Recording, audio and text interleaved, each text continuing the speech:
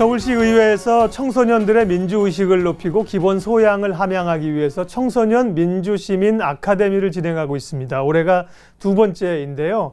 청소년들의 참여도와 반응은 어떤지 또 어떤 프로그램들로 진행이 되는지 알아봅니다. 황인국 한국청소년재단 상임이사 자리해 주셨습니다. 어서 오십시오. 네, 안녕하세요.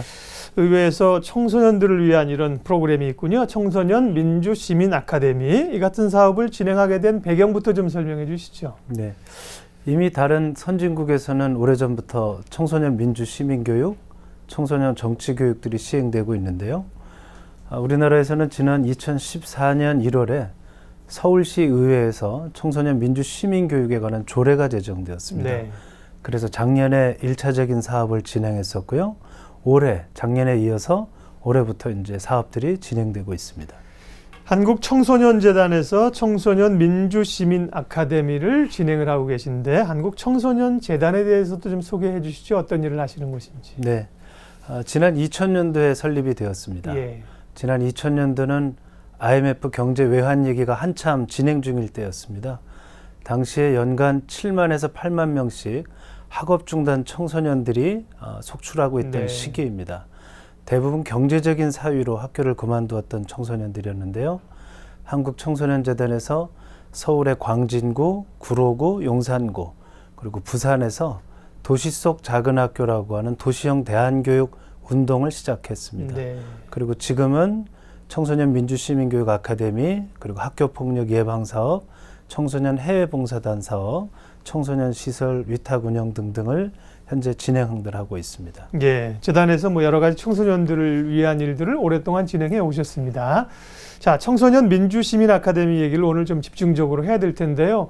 이제 올해가 2회째입니다. 지난해와 올해 좀 달라진 점은 어떤 게 있나요?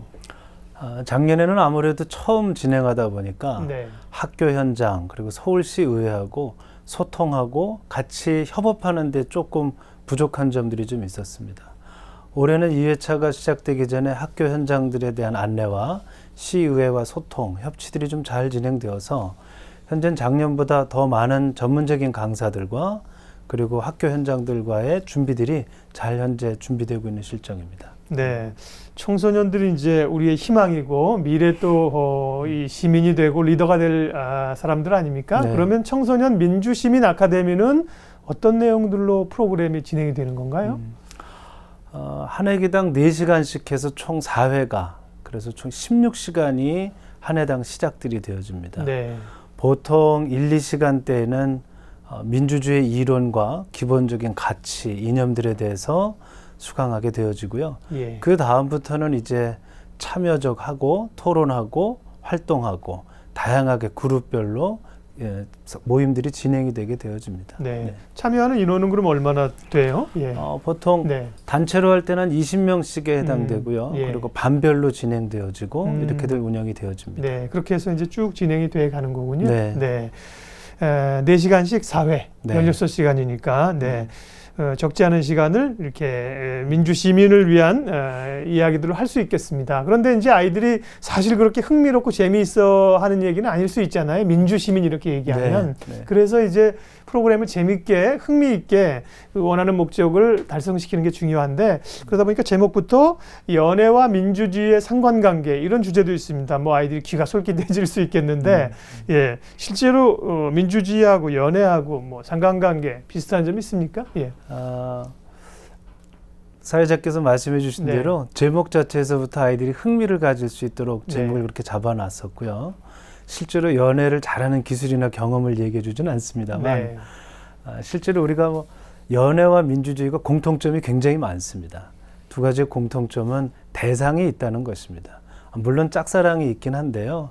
그것은 좀 별개로 치고 대상이 있다 보니까 배려하고 존중하고 조정하고 타협하고 함께 무엇인가를 만들어내야 된다라는 아주 굉장히 중요한 공통점이 있습니다. 네, 그렇군요. 이렇게 이뿐만 아니라 연애와 민주주의의 상관관계뿐만 아니라 이렇게 재밌는 프로그램들을 많이 구성을 하셨을 겁니다.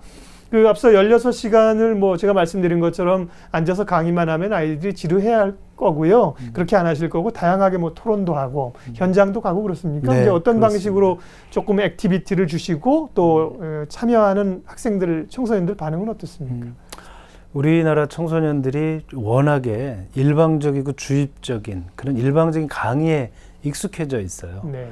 그래서 사실 처음에는 다른 형태의 저희들이 변화를 주더라도 그렇게 많은 참여들이 높지는 않습니다.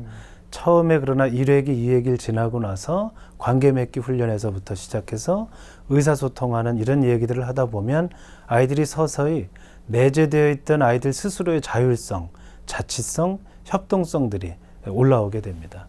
그러면서 이후에 종반에 가면서는 아이들이 점점 참여하고 주도적으로 프로그램들이 발전하게 됩니다. 네.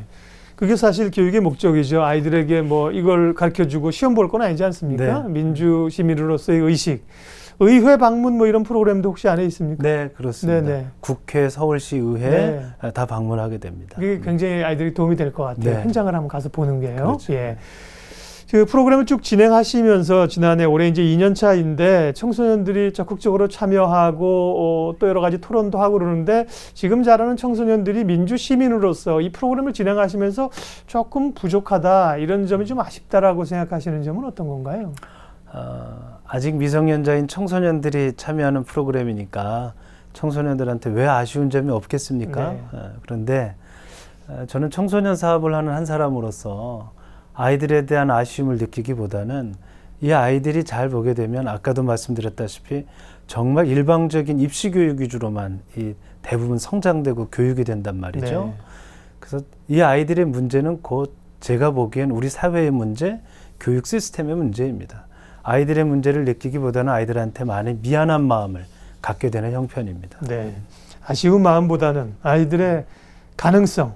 요즘 뭐 영어 표현을 써서 좀 죄송합니다만 포텐 이렇게 얘기합니다. 젊은 아이들은 포텐셜이라고 해서 그렇죠. 그런 걸 많이 봐주려고 노력을 하시는군요.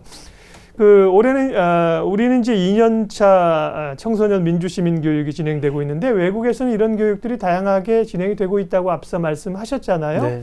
어떤 사례들이 좀 있습니까?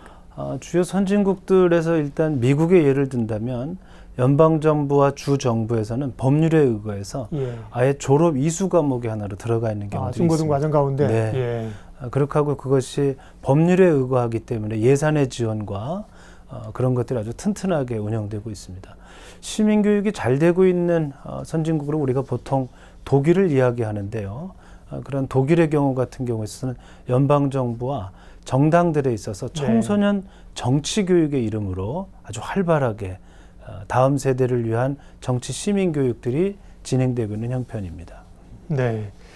자, 우리도 이제 뭐 지방자치가 20년을 넘어가고 이런 교육들도 해가 갈수록 더 깊이가 있어질 걸로 보입니다. 예. 그러면 실제 이 청소년 민주시민 아카데미에 참여하려면 교육을 받으려는 학생들은 또 혹은 학교는 어떻게 신청을 하면 됩니까? 네. 올해 2016년도 청소년 민주시민 아카데미 같은 경우는 총 500명 정도의 청소년들이 참여하게 되어집니다. 현재 접수 중에 있고요.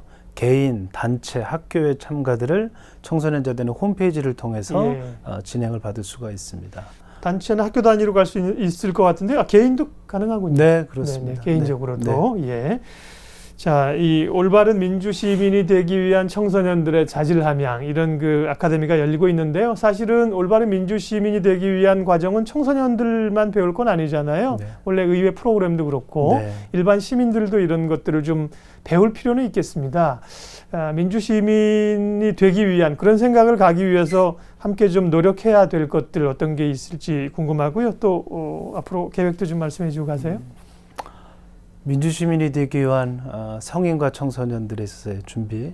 성인이라면 이후 여하를 막론하고 일단 투표하는 것이 전 중요하다고 생각하고요. 청소년과 성인들에게 공통적인 것이라면 글을 읽는 것, 책을 보는 것, 그 속에서 소양을 살찌워가는 것, 생각하는 시민, 행동하는 시민으로 살 수 있는 그 준비를 해나가는 것이 필요하다 이렇게 생각합니다. 네. 예, 기대하겠습니다. 올해도 이제 많은 청년들이 가서 여러 가지 흥미도 느끼고 또 민주주의가 뭔지에 대해서 배우는 그런 계기들이 되기를 기대합니다. 오늘 시시각각 토크는 서울 청소년을 위한 민주시민 아카데미 관련된 얘기했습니다. 한국청소년재단 황인국 상임이사 함께 해주셨습니다. 고맙습니다. 감사합니다.